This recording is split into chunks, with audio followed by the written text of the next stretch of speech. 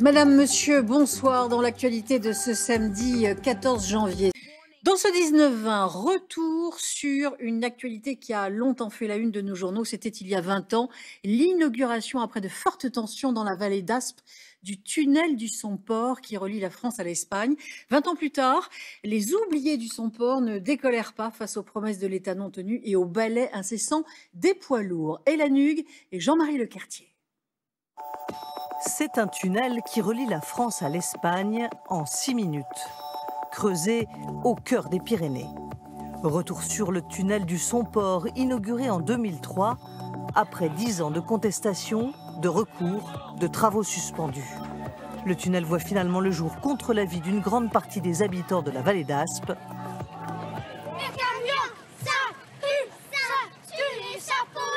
Soutenu par les écologistes. Ça va être un enfer dans la vallée d'Aspe, comme c'est aussi un enfer dans la vallée du Mont-Blanc. Les maires qui, pour la plupart d'entre eux, avaient soutenu ce projet de tunnel routier sont aujourd'hui déçus. 20 ans plus tard, la colère est toujours là. Dans l'étroite vallée d'Aspe, ce sont près de 400 camions qui se croisent chaque jour, parfois avec difficulté.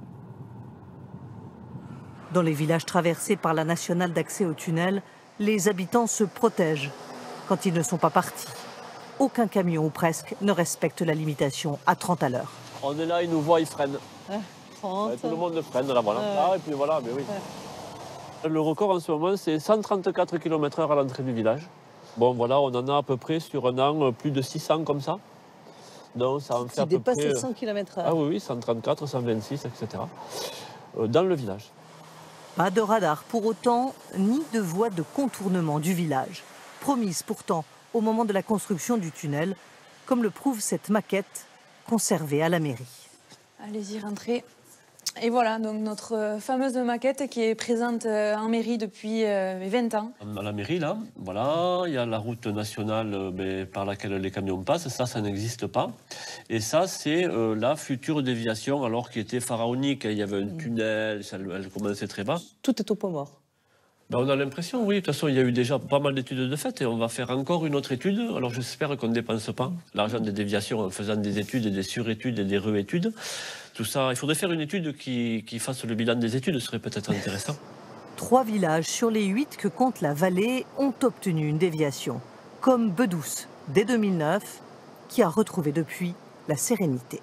Les camions passaient ici? Absolument. Et les camions devaient se croiser ici entre l'alignement des maisons que vous imaginez là. Et voilà. pas de trottoir? Non.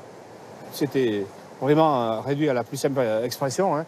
Mais pour les commerçants, le village est soudain devenu un peu trop calme. Les premières années, quand même, on a accusé les chiffres d'affaires de l'ordre de moins 30%, quoi. Donc il a fallu se ressaisir, etc. Et puis les résidences secondaires ont été de plus en plus présentes. Maintenant, je pense qu'on peut dire que c'est plutôt positif. De l'autre côté du tunnel, l'Espagne, avec ses routes d'accès larges et modernes. Pour le maire de la station de sport d'hiver de Canfranc, juste à la frontière, le tunnel est vital. C'est possible que c'est plus important pour l'Espagne parce que c'est la communication à l'Europe. C'est la communication à l'Europe. Une communication si importante que l'Espagne a joué le jeu jusqu'au bout. Le projet prévoyait aussi une liaison ferroviaire. À Canfranc, une gare internationale ultramoderne vient tout juste d'être achevée. En Espagne, c'est tout prêt maintenant. La nouvelle gare, la voie ferrée, c'est tout finalisé. Le train arrive jusqu'ici. Le train arrive jusqu'à Canfranc, mais la partie française, c'est non. La voie s'arrête, car côté français, rien n'est prêt. Loin s'en faut. La voie ferrée est pourtant promise depuis 30 ans pour désengorger la route et faire passer une partie des marchandises. Selon ce militant écologiste, les travaux devraient commencer d'ici 5 ans. Ça, c'est la ligne que vous avez envie de rouvrir, mais elle est quand même pas en très très bon état. Alors, pas qu'on a envie de l'ouvrir, qui va ouvrir, parce que la décision politique est prise. Et ça coûtera combien? Ça coûtera, on ne sait pas encore combien. Voilà. On a eu, il y a quelques années, il y a eu des devis de fait, mais bon, c'était il y a longtemps.